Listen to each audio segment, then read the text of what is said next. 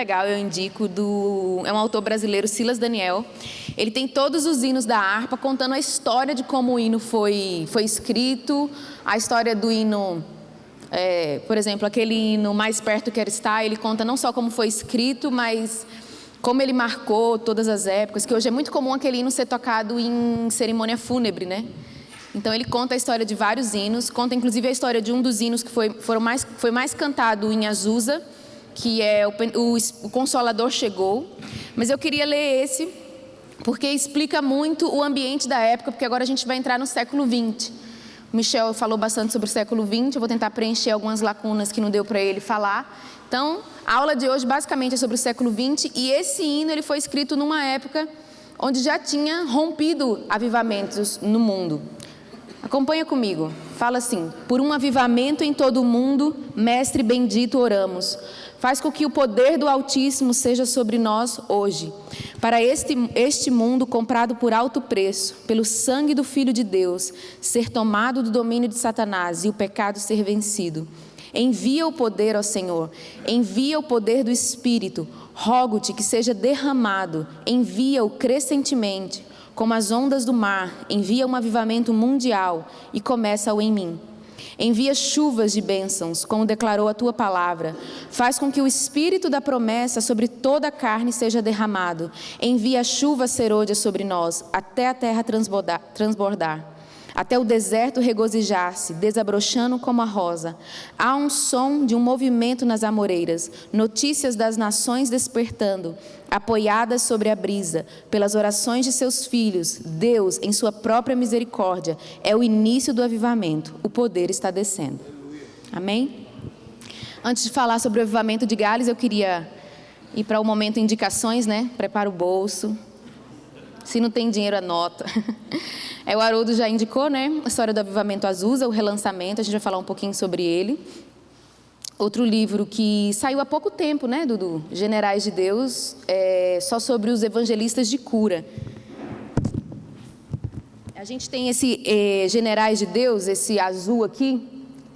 Ele é o livro que eu comentei na aula passada, que o autor, ele fala que Deus falou com ele através de uma visão para ele estudar a vida dos homens e mulheres de Deus da história da igreja. Então esse livro ele é muito interessante porque ele fala sobre os erros e os acertos.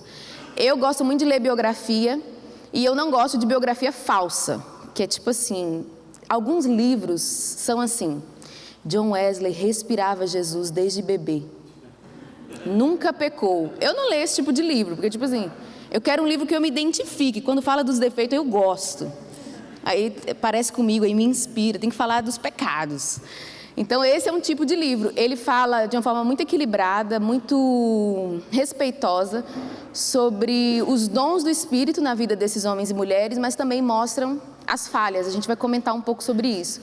Então, é uma visão muito madura. Você está em contato com a realidade. Você não está no mundo idealista que aquele homem de Deus nunca errou, é quase um super-herói, não é um ser humano que teve falhas e tudo mais. Então é um livro que eu gosto muito, a gente vai conversar sobre ele, e foi lançado esse que é sobre os evangelistas só de cura, a gente vai mencionar um pouco, pessoas só que atuaram através do dom de cura no século XX, é uma super indicação esses dois livros.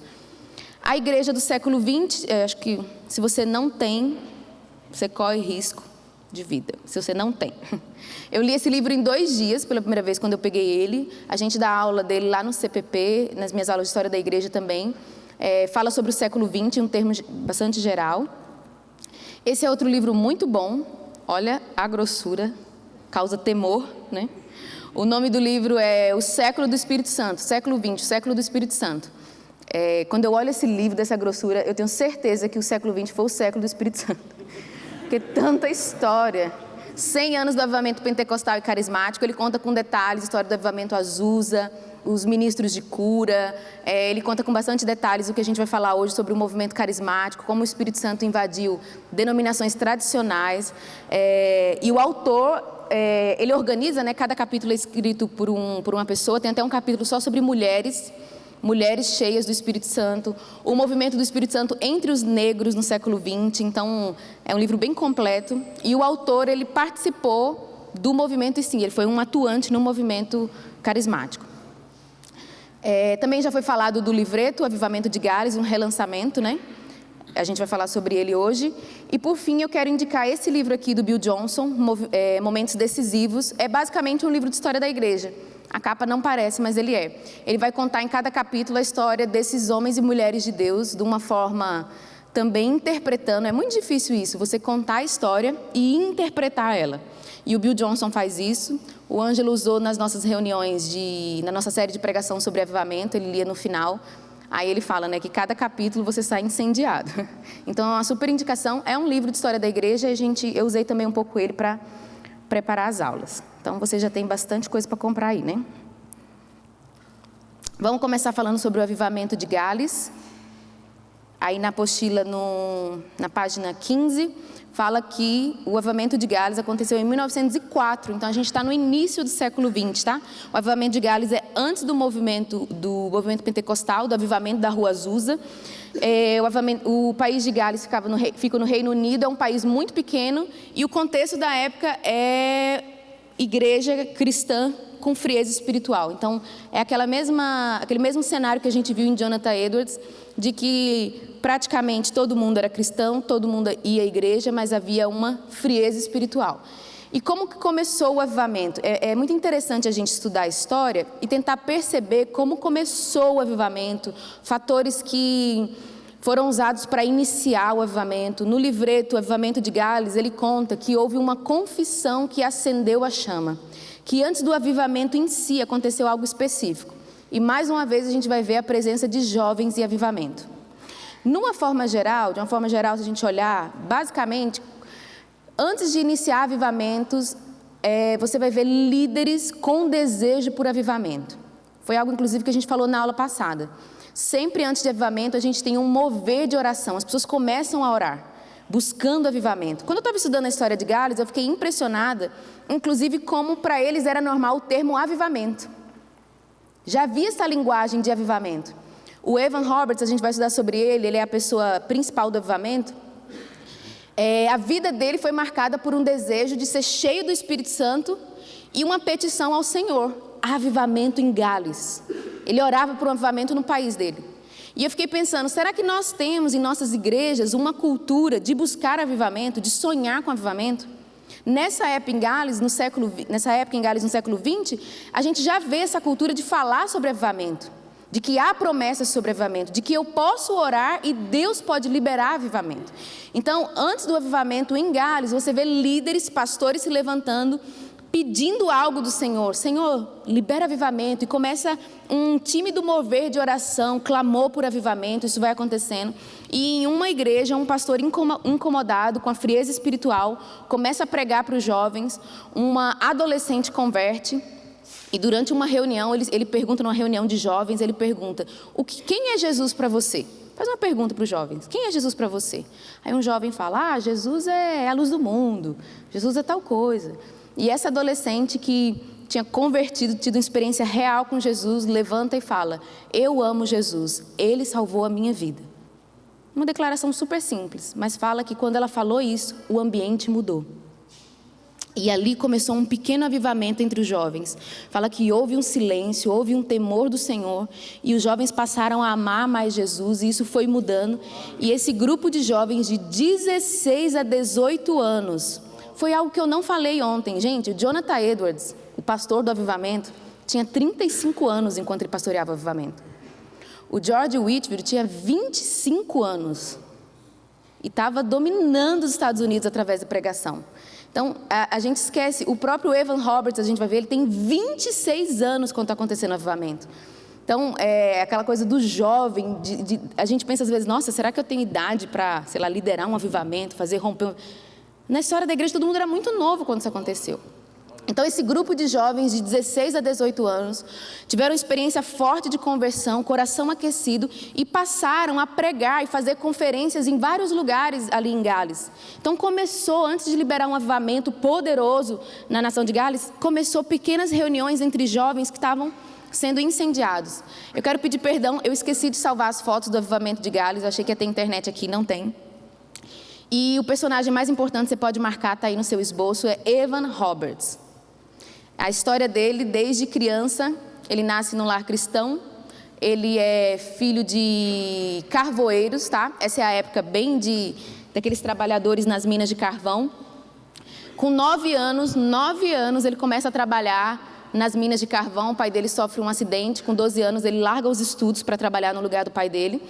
E fala que desde pequeno ele foi criado no temor do Senhor e ele se dedicava à vida de experiências com Deus. Inclusive nesse livro, eu comentei ontem, nesse livro Generais de Deus, o autor, eu gosto muito porque ele conta a história, mas ele dá umas pausas e dá umas facadas no seu coração. Ele abre um parêntese, eu comentei ontem, ele fala, né, eu quero falar agora aos pais. Você tem educado o seu filho no mover de Deus? Porque ele fala que a educação que os pais de Evan Roberts deu para ele foi o que liberou ele para ser um homem que tinha fome por avivamento. Ele fala, né? Será que você está só deixando seus filhos na escolinha bíblica dominical e impedindo eles de conhecer o mover de Deus? No avivamento de Gales, a gente vai chegar nesse ponto, Evan Roberts começou a treinar as pessoas para orar. Senhor, envia o Espírito Santo por amor a Jesus. Senhor, ele ensinava as pessoas a orar essa oração. Envia o Espírito Santo por amor a Jesus. E fala que as crianças passaram a orar isso. Ele ensinou até as crianças a orar. Um fato que era inédito para mim. Fala que antes dele ir em uma cidade, durante o avivamento, antes dele ir pregar numa cidade, ele pedia que pessoas fossem antes orar no lugar, Senhor, envia o Espírito Santo por amor a Jesus. E ele gostava que crianças fossem orar. Então a gente falou isso na aula passada. O avivamento não é algo só para homens mais velhos, maduros que lideram. É para homem, mulher, jovem, criança, idosos, é para todos. E Evan Roberts, desde muito cedo, era um jovem que tinha muitas experiências com Deus. Fala que ele ficava na porta das minas de carvão, dando versículo para as pessoas meditarem enquanto elas trabalhavam. Ele teve experiências de orar, o Senhor acordava ele de madrugada. Isso já é um pouco mais perto do avivamento. Para ele interceder nas madrugadas, era nessas orações que ele começou a ter visões de que Deus iria liberar avivamento sobre Gales. E foi desde adolescente alguém chamado para a vida de intercessão. Então, esse chamado dele foi inclinando ele cada vez mais para desejar parar de trabalhar e se dedicar totalmente à obra do ministério. E ele decide fazer uma escola de teologia. Ele vai para uma escola de teologia. Enquanto ele está estudando, um pregador avivalista passa pela escola dele. Ele vai assistir a pregação desse pregador avivalista. E o que mais toca a Evan Roberts, e essa é uma característica do avivamento de Gales que eu quero frisar com você esta noite, é a oração que o pregador faz, que é dobra no Senhor. Dobra no Senhor. Em algumas traduções fala quebranta no Senhor. Existe um aspecto no avivamento de Gales que a gente esqueceu, que a gente quase não fala mais nas igrejas, que é santidade, quebrantamento e confissão de pecado. É uma característica chave do avivamento. Os jovens que converteram na reunião onde a adolescente fez a confissão sobre quem é Jesus, todos eles tinham muito forte a questão de santidade, aquele temor de confessar os pecados, de viver uma vida santa, de ter quebrantamento. Esse é um assunto que a gente quase não fala mais nas igrejas, a gente quase não prega sobre isso. Estava falando com o Ângelo, eu estou tão impactada, eu estou lendo o Novo Testamento e eu estou tão impactada com o desejo por santidade. Jonathan Edwards tinha muito isso, desejo por santidade. Eu quero ser mais parecido com Jesus, eu quero me livrar dos meus pecados. Parece que o nosso entendimento de graça é tipo assim, eu tenho meu pecado, me aceita. Você é obrigado a me aceitar. Meu vizinho, você é obrigado a me aceitar. Meu marido, você é obrigado a me aceitar. Jesus, você é obrigado a me aceitar. Mas espera aí, a graça, ela vem sobre nós para nós desejarmos a santidade de Deus e querer se livrar dos pecados. E essa foi uma característica desde o início do avivamento de Gales até o final. Quebrantamento, confissão de pecado, paixão por santidade.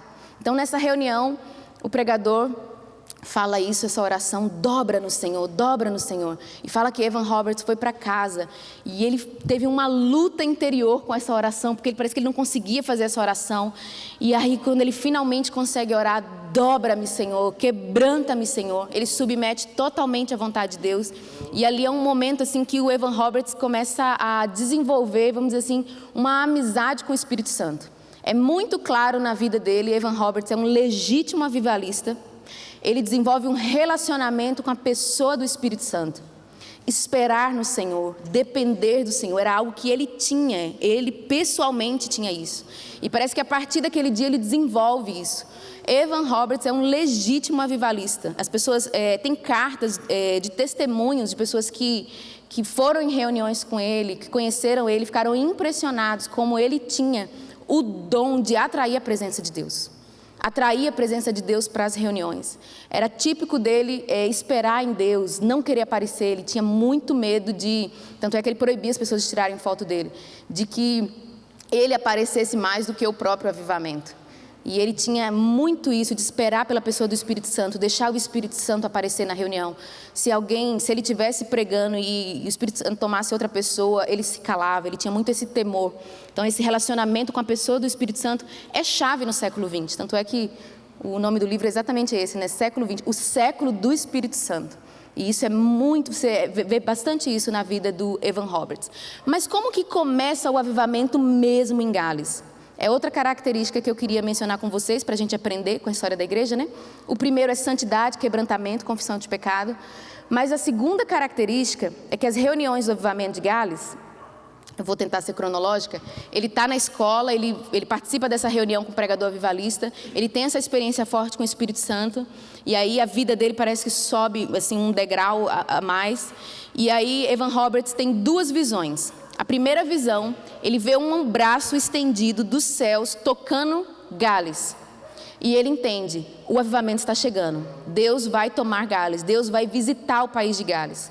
E ele fala com um amigo dele, você crê que nós podemos ter 100.000 almas nesse avivamento? E é exatamente o que acontece no avivamento de Gales. Então a primeira visão que ele tem é de um braço estendido dos céus sobre o país de Gales. Depois ele tem uma outra visão, dele mesmo falando com os amigos dele da escola desde a infância. Essa visão, na verdade, é um chamado de Deus para Evan Roberts, para ele voltar para a cidade natal e pregar para os jovens.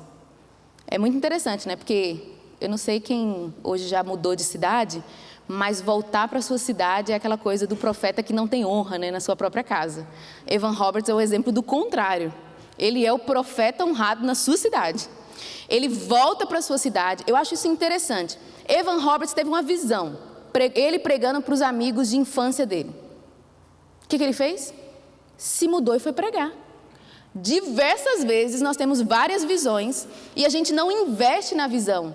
Se Evan Roberts não tivesse investido na visão dele, o avivamento de Gales nunca teria acontecido. Ele era um homem muito místico, espiritual e tudo mais, mas ele também era muito prático. Ele teve uma visão. Ele tentou continuar a escola, mas ele não conseguiu. Ele falou, eu preciso evangelizar na minha cidade, eu preciso. E ele vai e começa, chega na cidade, fala com o pastor, eu quero começar uma reunião com jovens. Mais uma vez o elemento jovens muito forte.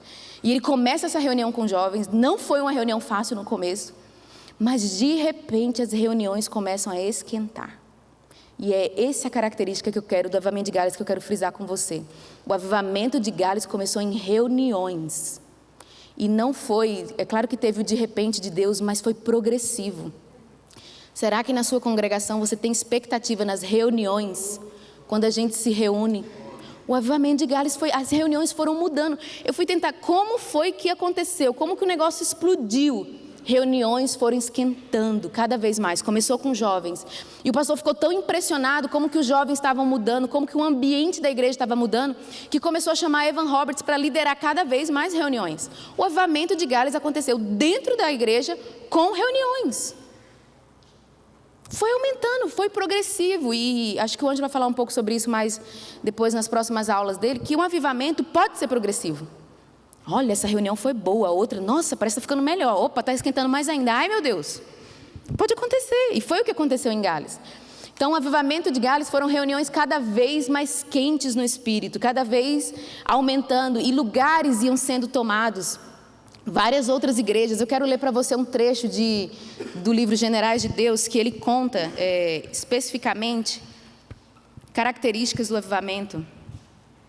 Durante as reuniões presididas por Evan, era muito comum ver os membros da congregação caírem de joelho, de repente, e começarem a orar em alta voz. Era como se ondas de alegria e arrependimento enchessem a igreja.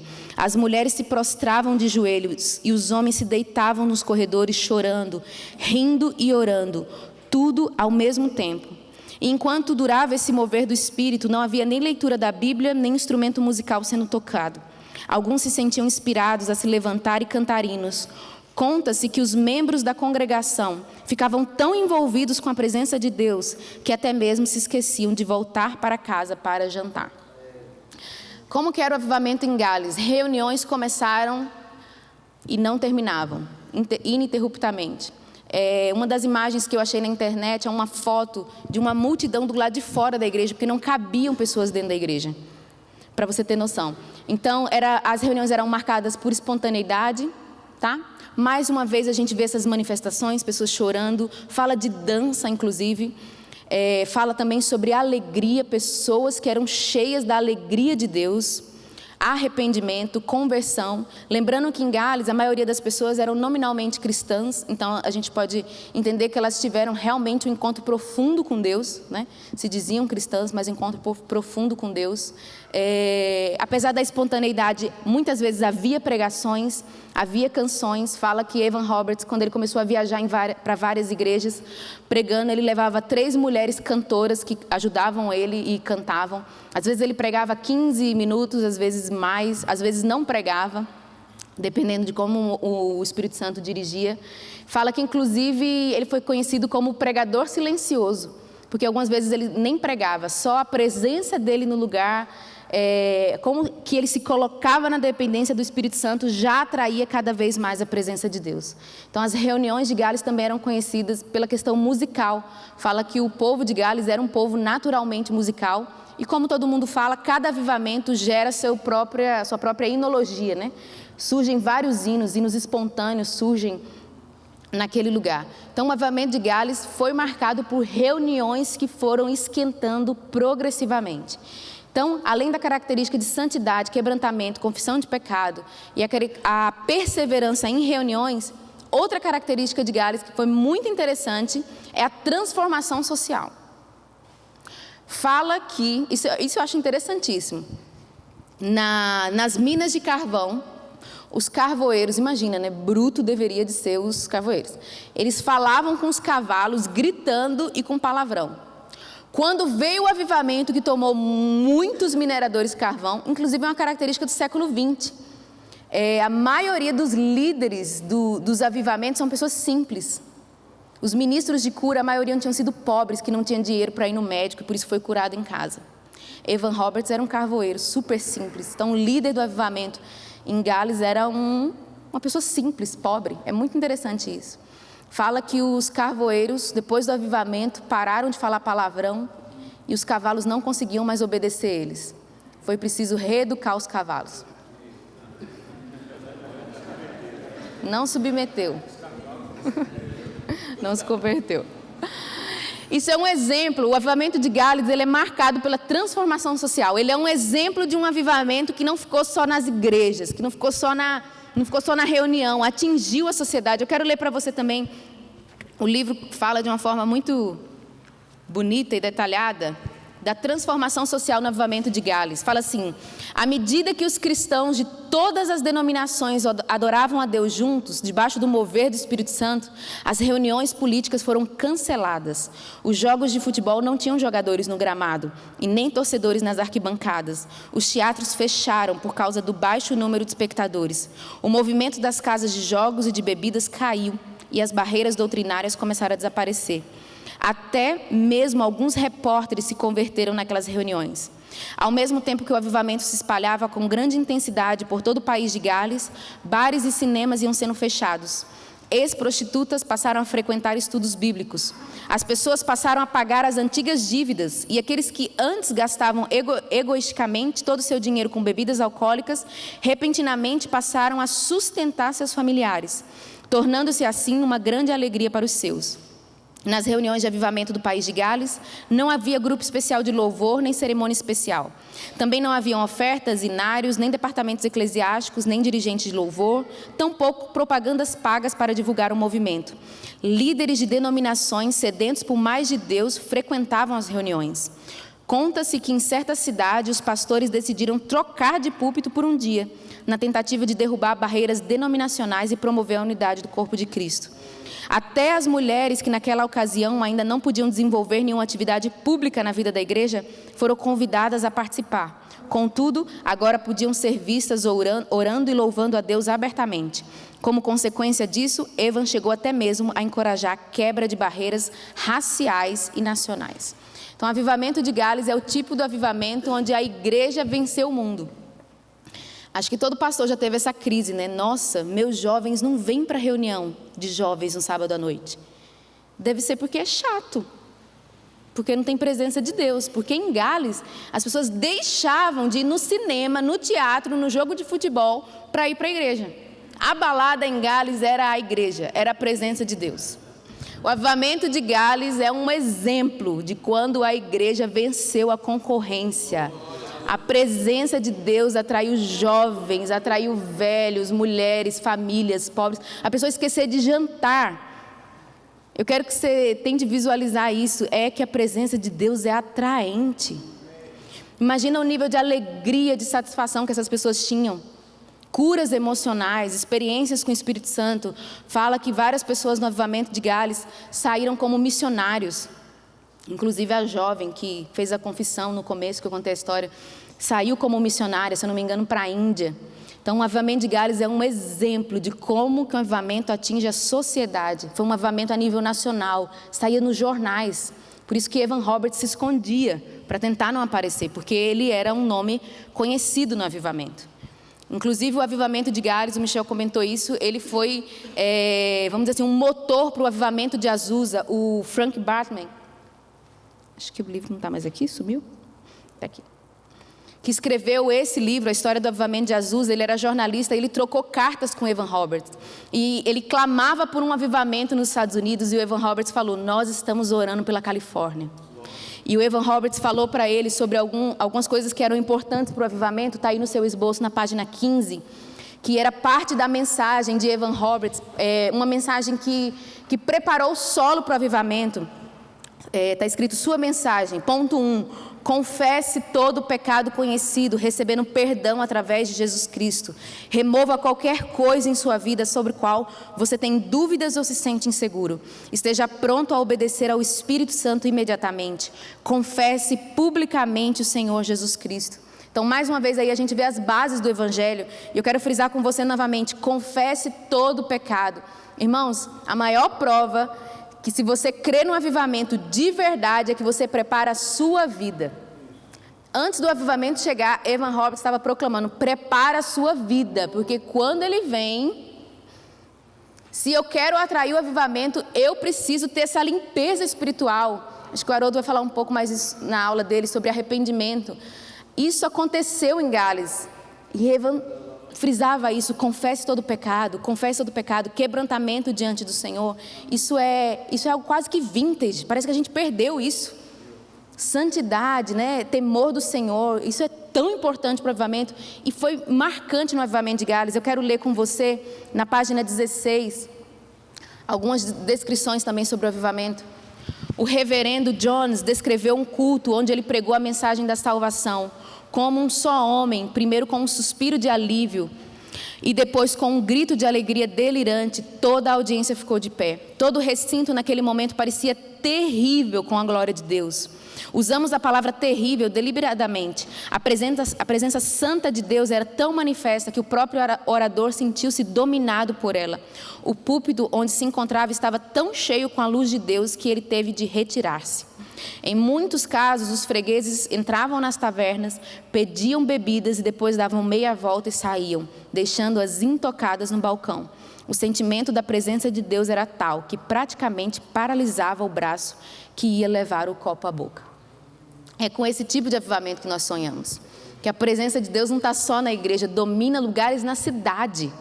Olha que incrível isso.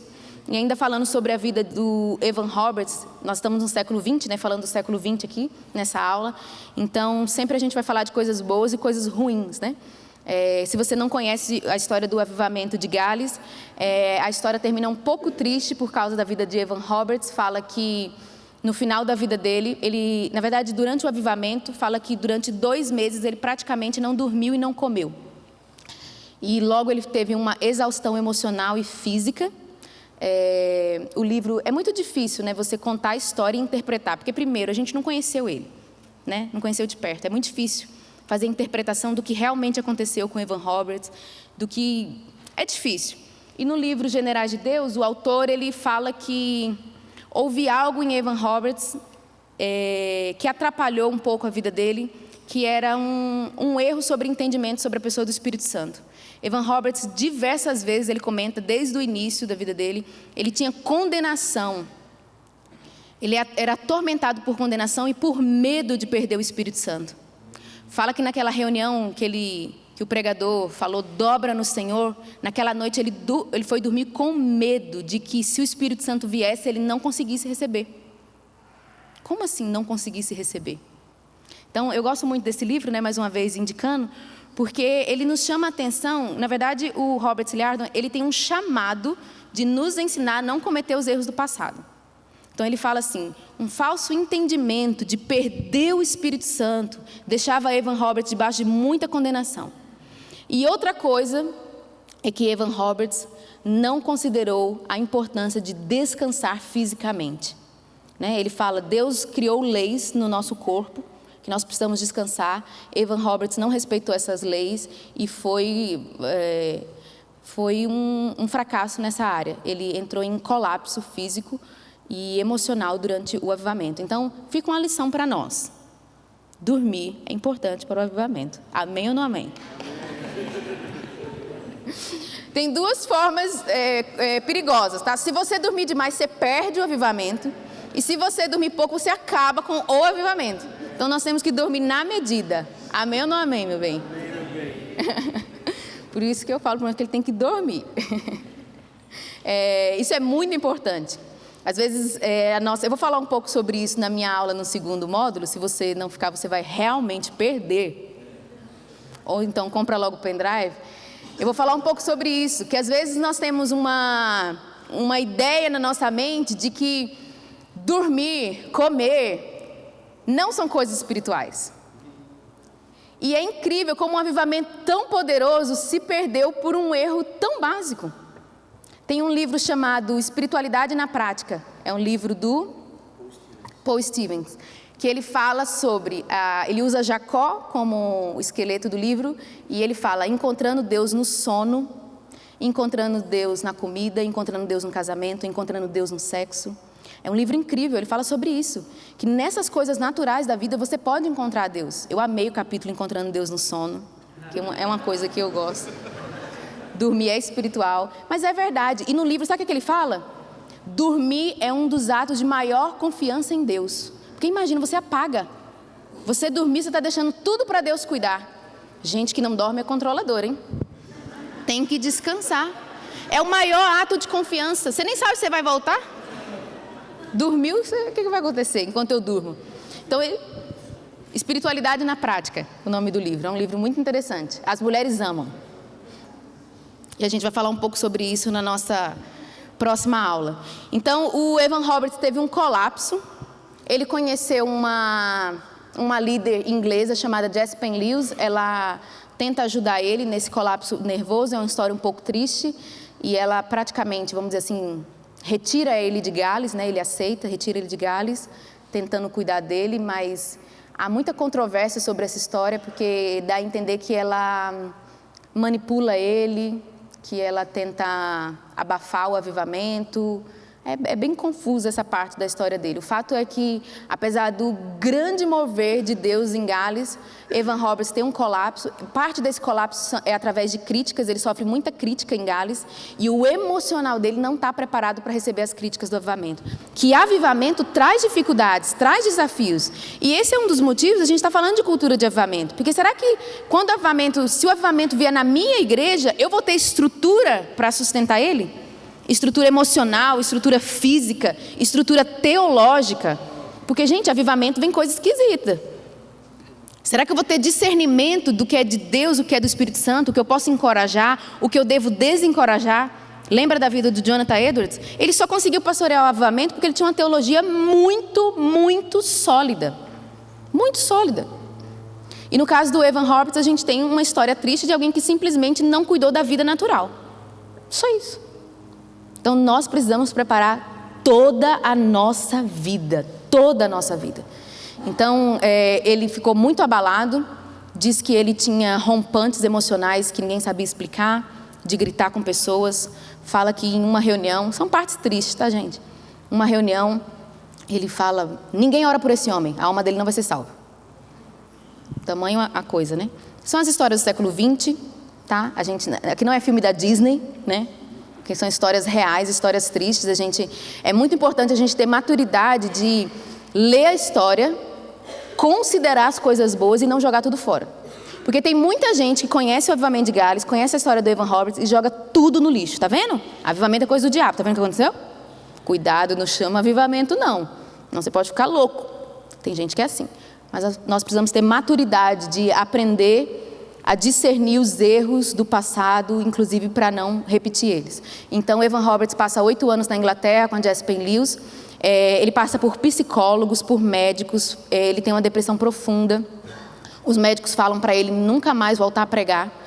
E o pessoal de Gales se sente abandonado, né? Porque ele era inevitavelmente um líder do avivamento de Gales. Ele é um legítimo avivalista. Na história da igreja a gente encontra pregadores, pastores, evangelistas, missionários. Mas a gente também tem, vamos dizer assim, um cargo chamado avivalista. Que é gente que lidera, traz avivamento, acontece. Aí tem isso aí. E o pessoal de Gales se sente totalmente abandonado por ele. Essa mulher que cuidou dele durante esse tempo escreve um livro, Guerra contra os Santos, que fala um pouco sobre essa questão do mover. Ela critica bastante a questão do mover do Espírito Santo, manifestações. Até fala que algumas coisas não são de Deus, são do diabo. Quando o povo do avivamento de Gales lê esse livro, se sentem altamente magoados com esse livro. E depois de 8 anos, Evan Roberts volta para Gales para visitar o pai dele. E fala que ele escreveu uma carta para o pastor que substituiu ele na igreja, falando assim, eu nunca esqueci de vocês. E o pastor, quando recebe essa carta, fala assim, a hora que você quiser voltar, você vai ser recebido. E ele volta e fala que ainda no final da vida dele, tiveram algumas reuniões em Gales cheias do poder de Deus. É incrível. O homem tinha problemas emocionais, físicos, entrou em colapso, mas mesmo assim, depois, quando voltou, o dom permanecia. É incrível isso, é incrível isso. Então ainda houve uma espécie de reconciliação do Evan Roberts com o povo de Gales. As pessoas até perguntaram, será que vai acontecer novamente um avivamento, né? Mas foi só um pouco. E ele morre recluso, escrevendo poesias, ele escrevia bastante. Então essa é a história do avivamento de Gales. Eu quero deixar com você essas 3 características típicas de avivamento, tá? Quebrantamento, a confissão de pecado. Qual foi a segunda que eu falei? Santidade, mas a segunda foi... Mas tem mais uma. Reuniões progressivas. Reuniões progressivas. Nós devemos perseverar nas nossas reuniões, porque elas podem ir esquentando até o ponto de romper um avivamento. E por fim, transformação social, né? Quando a igreja vence a concorrência. Avivamento é quando as reuniões, a presença de Deus é mais atrativa do que cinema, futebol e qualquer tipo de lazer. Amém? Agora falar só rapidamente sobre o avivamento Azusa, que o Michel já comentou com vocês. Essa é a casa na rua Bourne-Bry, que foi onde a gente pode dizer que também começou o avivamento Azusa, né? Se a gente fosse colocar um ponto de começar, foi quando Agnes Osman recebeu o batismo no Espírito Santo, né, aos 12 anos de idade. Depois o William Seymour vai para essa casa. No livro O Século do Espírito Santo fala que os vizinhos chamaram bombeiros porque viam fogo ao redor da casa. A cena que aconteceu nessa casa é muito parecida com o que aconteceu em Atos 2, né? Pessoas buscando o Espírito Santo e sendo batizadas com o dom de línguas. Característica do movimento Azusa é o falar em outras línguas. É marco essencial do avivamento Azusa. O mover de Deus é tão forte na casa que eles mudam para o galpão, né? O galpão da Rua Azusa, como o avivamento ficou conhecendo, o avivamento da Rua Azusa. O avivamento, a gente pode dizer que é um fruto do avivamento de Gales. Parece que o fogo que estava em Gales soprou sobre o avivamento de Azusa. Isso é muito visível. Eu queria frisar algo que eu já frisei na aula passada, que é a questão de barreiras sociais caindo por terra. Talvez hoje não é algo que a gente imagina assim, mas naquela época havia muito racismo, segregação racial. Era muito forte. O próprio William Seymour, na aula, na escola que ele estudava, ele ficava no corredor, porque ele era negro. E no avivamento Azusa, o que aconteceu é que negros e brancos se juntaram, por causa do Espírito Santo. Tem pessoas que fazem tese de mestrado e doutorado em cima do avivamento de Azusa, só falando sobre o impacto social que ele teve nos Estados Unidos e no mundo, com a presença de negros e brancos e mulheres. Então, existe muita mentira contra a igreja, né? A igreja é machista. Gente, a mulher começou a ter a área de atuação foi dentro da igreja. Isso começou desde os Quakers. E no avivamento Azusa acontece. A mulher ela começa a aparecer de uma forma diferente. Ela tem liberdade por causa do Espírito Santo. E a mesma coisa entre negros e brancos. Então, o avivamento Azusa foi precursor nisso aí. Teve o evento Azusa Now, há pouco tempo atrás, né? O Michel esteve lá. Ele fala um pouco sobre ele no livro da história do avivamento Azusa. E teve um momento em Azusa, que para mim foi um dos mais... No Azusa Now, que foi o evento, né, em comemoração aos 110 anos, né? Isso, 110 anos do avivamento Azusa, que me tocou profundamente. Teve vários momentos, né? Teve índios louvando ao Senhor, índios naturais da América e tudo. Mas teve um momento que foi um rapaz negro jovem, que, se eu não me engano, ele era descendente da Selma, líder na questão da segregação racial. E ele é cristão e ele tem um trabalho em relação aos negros nos Estados Unidos. Eu fiquei impactada com aquilo ali. E ele revisitava as promessas de Azusa. O Espírito Santo uniu brancos e negros.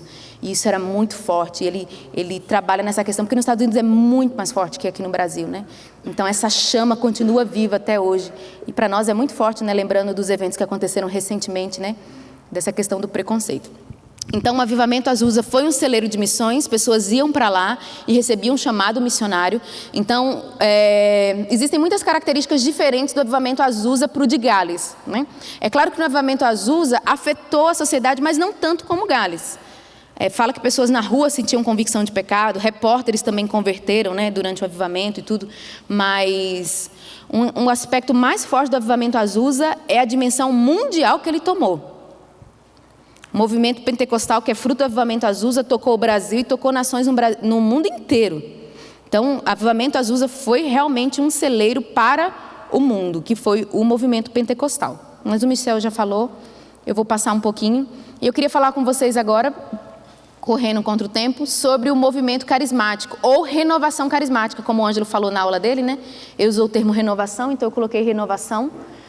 Não é essencialmente um avivamento geográfico, como foi em Gales, isso que aconteceu, mas eu quero contar um pouco para vocês o que aconteceu depois de Azusa, porque são fatos que mostram o mover de Deus, a criatividade de Deus, e mostra que nada é impossível para o Espírito Santo. Eu quero que você imagine agora a pessoa mais tradicional que você já conheceu na sua vida, um crente tradicional. Imagina aí, o que não crê no mover do Espírito Santo, que não crê no batismo do Espírito Santo, com manifestações, que não crê em dom de línguas. Pensa aí na pessoa mais tradicional. Agora imagina ela debaixo do mover do Espírito Santo. Foi isso que aconteceu na década de 60 e 70, muito recente a nós, né? Então eu queria contar um pouco das histórias do movimento carismático. A gente chama de movimento carismático porque é diferente do movimento pentecostal. O movimento pentecostal, que é fruto de Azusa, ele aconteceu essencialmente entre negros e pessoas mais pobres. Iniciou, mas iam mulheres ricas lá. No livro Generais de Deus conta a história de uma mulher muito fina, que foi lá no galpão da Rua Azusa e falou com William Seymour, eu não gosto muito que vocês gritam demais. Aí o William Seymour falou, mas eu também não gosto. Só que acontece. E ele fala assim para ela, a senhora não quer experimentar ir em uma das nossas salas de oração e orar para receber o batismo? Pode ir, você não precisa gritar, pode só ir lá. E aí ele volta para o escritório dele, esquece dela, daqui a pouco ele ouve um grito. Aí ele volta para ver ela, fala que ela vem praticamente saltando e gritando. E ele fala para ela, esse comportamento da senhora não me agrada. Aí ela responde, mas me agrada. Aí ele conta que não era que essa questão dos gritos, dos barulhos. Gente, acontece. O jornal de Los Angeles, quando ele foi notificar o avivamento Azusa, fala que eles colocavam no jornal Babel de línguas, iaiá, ioiô, tentavam copiar as línguas das pessoas falando. E todos os jornais depois passaram a noticiar o movimento pentecostal com essa característica de barulho, de gritar, de rolar no chão. E alguns historiadores fazem esse comentário. O pessoal era pobre, eles não tinham nada que perder, não. O Espírito Santo vinha e eles iam com tudo mesmo, não tinha... Então é uma característica do avivamento em Azusa. O pessoal mais simples, das camadas mais pobres. É claro que atingiu todas as camadas sociais, mas é uma característica típica, né? Tem uma foto, eu não tenho aí, que é uma foto dos participantes de Azusa. Você vê negros e brancos juntos, é bem interessante essa foto. Mas o movimento carismático ele é um pouco diferente. Porque o avivamento Azusa aconteceu entre pessoas de diversas denominações que já tinham uma sede pela pessoa do Espírito Santo. A gente chama que o século XX é o século do Espírito Santo, porque o Espírito Santo nunca foi tão mencionado como foi no século XX, em todas as esferas, né, da igreja. Mas o movimento carismático, ele acontece numa ala diferente, entre os tradicionais. O movimento carismático é o invadir do Espírito Santo nas denominações tradicionais. A gente tem a impressão que no avivamento Azusa, ele cai sobre aquelas pessoas ali. E depois parece que o Espírito Santo vai sorrateiramente entrando pelas igrejas. Eu lembrei muito o exemplo que o John Noble deu numa das conferências dele, né, que a igreja era como um líquido prata que podia ir por debaixo da porta e invadir qualquer lugar. Essa é a figura do Espírito Santo no século XX, na década de 50, 60 e 70, no movimento carismático. Não há lugar que o Espírito Santo não possa ir. O Espírito Santo invadiu, está aí na sua página 16 da apostila, o Espírito Santo invadiu as grandes denominações históricas. E como que aconteceu isso? Não foi um avivamento, tá? Foi através de vidas de pessoas, líderes tradicionais, começaram a receber o Espírito Santo, cada um de uma forma diferente, uma forma criativa. São histórias lindas, são testemunhos incríveis. Pessoas receberam sozinho o batismo no Espírito Santo, falando em línguas no quarto.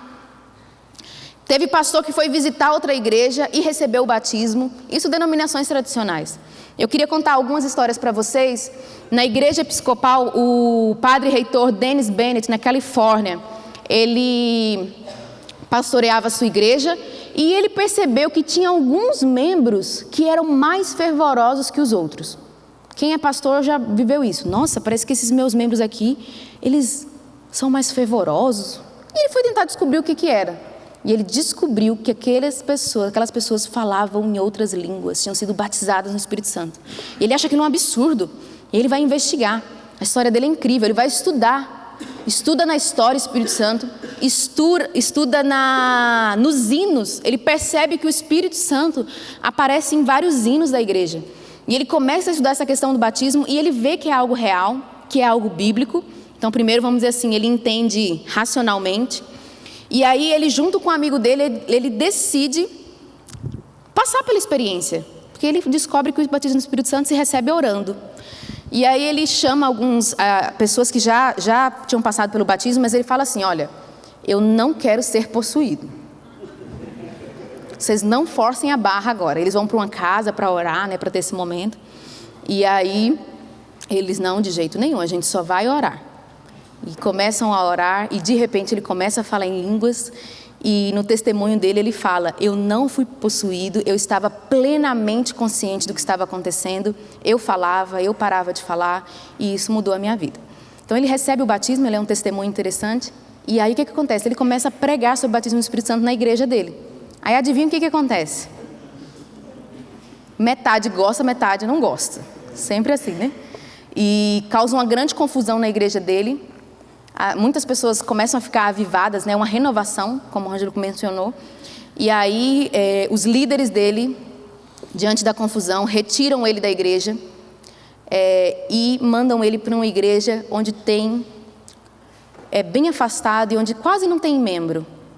É uma espécie de castigo, né? Sabe o que acontece na igreja dele? Lota. Ele se torna um dos líderes do movimento carismático no século XX. Outra história interessante é na igreja luterana, Harold Bredesen. houve pregação de diversos pastores famosos sobre o Espírito Santo. Ele é um caso de alguém que visita outra igreja. Ele inventou de visitar uma Assembleia de Deus. O que aconteceu? Houve um apelo, ele vai lá na frente, recebe o batismo no Espírito Santo, tá? E a história dele é muito legal porque ele leva o Espírito Santo para universidades, ele lidera reuniões entre jovens que recebem o batismo no Espírito Santo, tá? Ele também é um dos líderes do movimento carismático na igreja luterana. Essa é uma história bem interessante. Só de você olhar para ele, você tem vontade de rir, não tem? Os livros falam que o Tommy Tyson foi ungido para pregar a bondade e a alegria de Deus através de cura. Ele tinha dom de cura. Bom, a história dele, ele recebe o batismo do Espírito Santo sozinho em casa. Inicialmente é rejeitado pela igreja e o bispo aconselha ele, porque ele pensa assim, nossa, agora eu estou falando em línguas, vai todo mundo mandar eu ir embora. E o bispo dele fala assim, nós precisamos de você e você precisa de nós. Essa é uma característica do movimento carismático. Após Azusa, houve muitas divisões na igreja. Você fala em línguas? Fala, então vai embora. Então eu vou abrir minha própria igreja, não pode falar em línguas. O movimento carismático não. Muitas pessoas receberam batismo, alguns com evidência em línguas, outros não, mas permaneceram na congregação. Não houve tanta divisão. E ele se tornou um evangelista autorizado pela igreja metodista. Inclusive, ele acompanhou Oral Roberts, que é um grande ministro de cura. Ele atuava em cura divina e as pessoas falam que ele era ungido para pregar a cura e a bondade, a alegria e a bondade de Deus através de cura. Outra história interessante é com Joe Austin, na Igreja Batista do Sul. É na região onde é mais conservadora. A história dele, ele tinha uma filha com paralisia infantil. Ele lê o Novo Testamento, vê que Jesus cura ali nos evangelhos, e ele começa em casa a orar sobre cura pela filha dele, e ele mesmo tem a experiência de cura. Ele orando pela filha, a filha dele é curada. Por causa dessa questão de cura, que não era comum entre os batistas, ele vai procurar pastores que têm experiência com essa questão do Espírito Santo, do mover, porque aconteceu dentro da casa dele. E por causa disso, ele conhece o batismo no Espírito Santo e é batizado no Espírito Santo. Aí fala que ele foi batizado com torrente de línguas, passou horas e horas falando em línguas sem parar. A história dele é marcada por cura, porque a mulher dele é curada de câncer também, a filha é curada de paralisia. Eu tinha uma foto, mas não está aqui, da filha dele. A família dele até hoje atua no ministério. E ele escreveu esse livro, Superando Obstáculos para Receber o Batismo no Espírito Santo. Na igreja presbiteriana tem o James Brown, recebeu o batismo na década de 50, achou que teria que sair da igreja e o David Duplessis falou para ele, fique e renove. O resultado é que ele mudou a adoração nos cultos de sábado à noite, a igreja lotava, tocavam pandeiros, milhares de crentes receberam batismo, havia cura de enfermos e palavras proféticas. A renovação carismática trouxe um grande número de conversão nas igrejas. Eu falei na aula passada que os avivamentos, eles são como motores que geram vida para a igreja superar os desafios da geração. Isso aconteceu no movimento carismático. Vários líderes que a gente tem hoje, alguns já faleceram, foram frutos do movimento carismático, que eram jovens naquela época, que receberam o poder de Deus nessa época. Então, o movimento carismático é a característica disso. O Espírito Santo invadiu igrejas tradicionais. E ele invadiu silenciosamente. Era um líder que falava em línguas, era outro, e de repente todo mundo passou a ficar incendiado. Acontecia divisões? Sim. A gente vê algumas, vamos dizer assim, igreja presbiteriana renovada. Né? Houveram divisões, mas na maioria dos casos não. O que surgiu? Começaram a criar departamentos da experiência do Espírito Santo dentro das igrejas. Isso é uma característica interessante. Mas, por último, eu quero contar a história da igreja menonita, que para mim é uma das histórias mais bonitas, que a gente pode dizer que houve um pequeno avivamento. A igreja menonita sempre não acreditava no mover nos dons do Espírito Santo, e num evento de virada de ano, olha aí, virada de ano. Acho bom você ir para um evento de virada de ano. Gente, uma característica de avivamento é escola, tá? Avivamentos começa muito em escola bíblica. Por isso que a gente abriu uma escola bíblica e a gente tem um evento de virada de ano. Tinha um acampamento. Só não chama Betel. Chama Peniel, a chácara. Era um acampamento de virada de ano, de uma escola bíblica de férias. E haviam adolescentes, tá? nesse acampamento, e de repente os adolescentes, sem ninguém mandar, começaram a orar pelos pais que não eram convertidos, tá? Idade 13, 12, 15 anos, e de repente esses adolescentes começaram a ouvir anjos cantar. E de repente alguns começaram, sem ninguém pôr as mãos, sem ninguém ter ensinado sobre falar em línguas, começaram a falar em línguas bem baixinho e bem aos poucos. Aí os líderes ficaram preocupados e começaram a orar expulsando os demônios. E quanto mais orava expulsando os demônios, mais línguas eles recebiam. E eles ficaram com temor, né? E se afastaram e deixaram a coisa acontecer. Eu quero ler para você um pouco do trecho. Não tem aqui o trecho, achei que tinha. De como que foi o ambiente, ele vai contando que o ambiente foi se enchendo da presença de Deus, aqueles jovens começavam a chorar e eles começaram a profetizar. Gente, a gente está num acampamento de igreja menonita com adolescente. E eles começaram a profetizar sobre a vida do Billy Graham, dizendo às nações que o Billy Graham ia, sobre o ministério futuro do Billy Graham. E a presença de Deus foi tão forte naquele lugar que os líderes se retiraram. Eu quero chamar muita atenção para isso. É impossível falar avivamento sem falar de jovem e adolescente. É impossível, a gente precisa dar atenção para isso. Existe algo poderoso entre jovens e adolescentes, aquilo que Deus pode derramar. Eles começaram a falar em outras línguas e ouvir cânticos celestiais, começaram a profetizar, fala que profetizaram sobre Atos 2 também, o derramamento do Espírito Santo a nível mundial. E a igreja menonita passou por 3 fases após esse evento, nesse acampamento. Primeiro eles abominaram, acharam que era tudo do diabo e tudo, mas eles pararam e decidiram estudar. Isso é interessantíssimo. Igual o pastor Dennis Bennett, mesma coisa. Eles foram estudar na Bíblia. E eles foram entrevistar pessoas que tinham recebido o batismo no Espírito Santo. E eles encontraram 11 pontos positivos daqueles que receberam o batismo. Isso é algo interessante no movimento carismático. Sabe por que o movimento carismático sobreviveu nas igrejas? Porque aqueles que eram batizados no Espírito Santo eram os melhores voluntários na igreja, eram os que mais dizimavam e eram os que mais ajudavam o pastor. Não tinha como o pastor mandar embora, né? Os resultados eram positivos. A igreja menonita produziu um documento, resultado desse estudo. Fizeram um estudo criterioso. Fala que entre os poderes mencionados estava liberação de dons espirituais e poder, ministério evangelístico poderoso e eficaz, grande unidade e amor entre os irmãos, novas formas de comunidade e de vida na igreja local, milagres de cura, apoio eficaz e bem-sucedido a muitos jovens que de outra forma estariam perdidos para Deus e para a igreja, redescoberta dos dons de língua, palavra de conhecimento e outros dons espirituais, o compromisso de trabalhar nas igrejas existentes mais do que se separar delas, um grande amor por Jesus Cristo e pela igreja.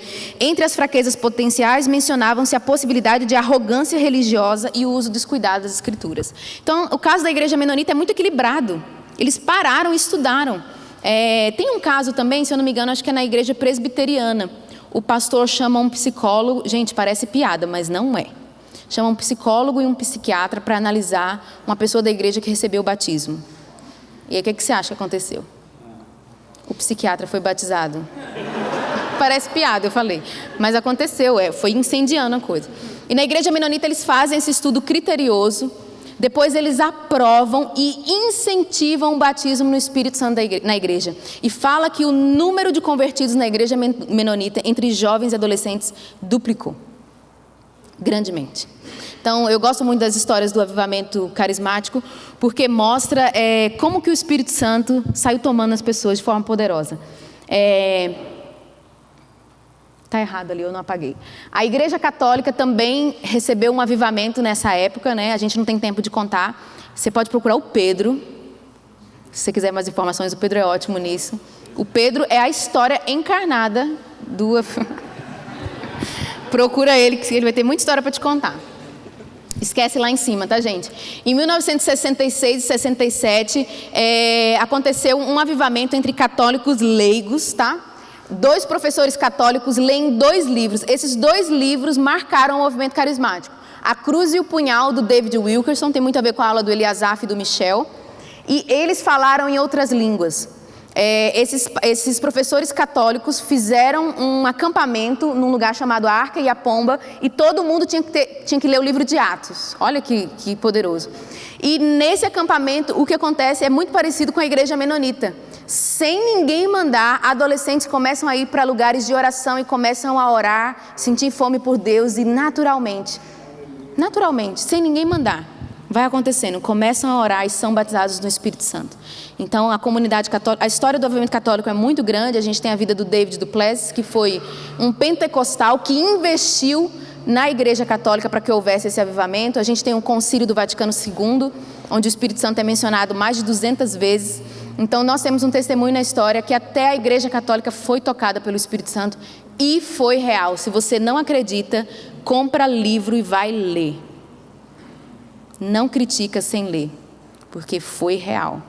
Quando você começa a ler as histórias do movimento carismático, você esquece quem é presbiteriano, quem é batista, quem é católico, você esquece. Porque as experiências são iguais com todos, é incrível, é impressionante. Então, indo um pouco mais para o final, o século XX foi o século do Espírito Santo. Eu queria mencionar, não estava no meu esboço falar, mas eu acho muito importante falar. A primeira foto é o Oral Roberts, ele é um dos líderes, ministros de cura. Entre o avivamento Azusa e o movimento carismático, no meio, historicamente, a gente tem um grande mover de evangelistas com dons de cura. Nunca houve na história algo tão poderoso como naqueles dias. O livro Século XX tem um capítulo só sobre isso, se você não conhece. Oral Roberts é um dos exemplos, tem vários líderes de cura, eram homens evangelistas com dons de cura, que talvez você nunca viu histórias desse tipo. Uma história que eu queria mencionar é do John D. Lake, naquele kit do avivamento, conta a história dele. Eu estava vendo nos Generais de Deus falando sobre ele, falando que ele abriu salas de cura numa cidade de Washington, e é muito legal sala de cura, a gente gosta muito desse termo. E ele orou e mais de 100 mil pessoas foram curadas. E entre as curas tem a história de uma mulher que não tinha os órgãos reprodutores femininos e engravidou. No começo do capítulo conta de uma experiência que fizeram. Ele foi no hospital, mandou colocar os equipamentos na perna de um homem e ele falou: deixa só um espaço para eu colocar a minha mão. E quando ele impôs as mãos, a perna do homem começou a ser curada. Eu lembro que a primeira vez que eu peguei a revista Impacto do John D. Lake, eu fiquei com medo. Falei, gente, ou esse homem é bruxo ou ele é de Deus. Porque é absurdo, fala de um câncer que se dissolveu na frente, que todo mundo viu. Eu fiquei com medo. Até hoje, de vez em quando, eu olho para aquela foto dele, eu fico com medo. Que poder incrível! Incrível a história de John D. Lake.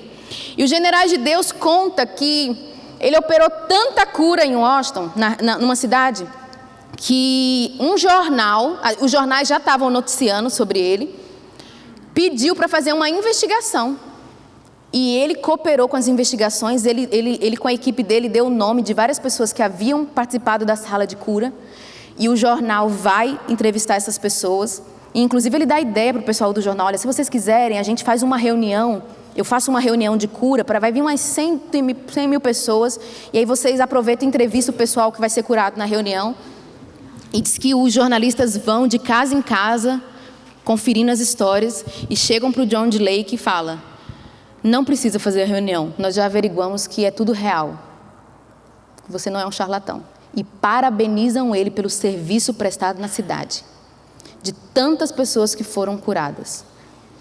É incrível a história dele. Um homem que atuava no poder de cura. O Oral Roberts também. O Oral Roberts sempre curava com imposição de mãos. Fala que ele ficava até madrugada impondo mão sobre pessoas. A gente tem a história da Catherine Kuhlman. Então eu não sei o quanto eu estou te falando isso porque você precisa aumentar a sua fé. Talvez você não acredita, talvez que Deus pode curar uma dor de cabeça ou um câncer. Ou talvez você não acredita que Deus pode usar você para curar. Deus não está parado. Será que Deus fez aquilo na história e não vai fazer novamente? Será que Deus pôs na gaveta? São histórias de muitos homens e mulheres com dom de cura. E eu vou te falar uma coisa. Tem a história do Smith Wigglesworth, que curava, e ele é difícil falar isso, mas ele quase batia nas pessoas curando. Ele batia. Imagina um chute, um soco. Você deve estar escandalizado. Mas se você tivesse uma filha com paralisia e ele desse um soco nela, ela fosse curada, você ia agradecer. E o que mais me chama a atenção no mover de cura no século XX é justamente isso. Pessoas que nunca iriam aceitar o evangelho, nunca iriam converter, passaram a converter porque tiveram cura. Porque seus filhos foram curados. Falam de vários homens ricos que já tinham pagado vários médicos, não tinha mais o que fazer. E veio um evangelista de cura, curou e aquela pessoa converteu. Tanto é que vários desses homens de cura tinham um ministério financiado, porque muita gente era curado e ofertava depois. Muitas conversões fluiu do mover de cura. Então eu quero aumentar a sua expectativa, aumentar a sua fé. Eu conheço cristão que não acredita que pode haver ex-homossexual. Me desculpa, você não é cristão. Deus não pode transformar um homossexual? Não existe ex-gay? Mesmo? Não é o meu Deus. Deus não pode curar um câncer, Deus não pode devolver, refazer órgãos que foram retirados. Deus não pode fazer isso, Deus pode fazer, porque Ele fez na história. Ressuscitar mortos, pode. E aquilo que o Ângelo falou na aula dele, né? Talvez você está falando aí, olha, a igreja está sem poder.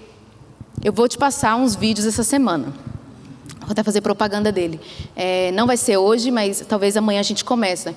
Os vídeos do Darren Wilson. O Darren Wilson é um homem que ele não cria em curas e em mover do Espírito Santo. E a tia dele recebeu dentes de ouro. Vamos escandalizar logo, né? Recebeu dente de ouro. E aí ele fica super curioso. E ele é um cinegrafista. Ele dá aula em faculdade. E ele queria muito fazer um filme. Ele queria fazer alguma coisa para Deus. E ele pede a Deus, para Deus, fala comigo, o que é que eu tenho que fazer? E ele tem uma visão, numa reunião, né? Como que é a visão? Ele vê uma sombra de um homem lutando, né? E ele pergunta para Deus o que é isso. Ele fala rompimento. Rompimento. E eu quero o anjo do rompimento. E ele recebe o chamado de Deus para viajar ao mundo, para pesquisar hoje, tá? O que está acontecendo no mundo em termos de poder e milagres, sinais e maravilhas. São 4 documentários. Um é sobre milagres, outro é sobre só libertação de demônios. Tá? Ele conta a história de uma menina que foi liberta. Ela era uma das noivas de Satanás no satanismo, foi liberta. E a mulher que fez a libertação dela dá a entrevista, né? Então ele mostra, o nome desse segundo documentário é Amor Furioso. Como o amor de Deus é que liberta das trevas. Incrível esse filme. O terceiro, que é o meu preferido, é o Father of Lights, Pai das Luzes, que é só sobre evangelismo. Pessoas no mundo que têm alcançado vitória em evangelismo, pessoas que evangelizam em boate, nos lugares mais terríveis. Ele vai na Índia, um cristão na Índia que evangeliza na Índia, nos lugares mais terríveis de hinduísmo. Então é incrível, ele vai mostrando o que está acontecendo hoje. Isso é muito importante para nós. E a gente conseguiu uma entrevista com ele na Impacto, acho que foi ano retrasado. E uma coisa que eles estavam comentando é que várias igrejas têm passado os documentários e têm aumentado o nível de evangelismo. Então eu quero te encorajar a assistir esse documentário, amanhã a gente vai ver. Então eu não sei como está a sua fé, seu termômetro de expectativa do que Deus pode fazer, de que tipo de avivamento você está sonhando, mas eu quero te dizer que Deus fez coisas poderosas no século XX e você precisa estudar, você precisa ensinar na sua igreja. Isso é perigoso, inclusive. Né? Quando a gente ouve relatos, isso é perigoso demais. As pessoas podem sair orando, as pessoas podem clamar avivamento e Deus pode fazer algo. Amém?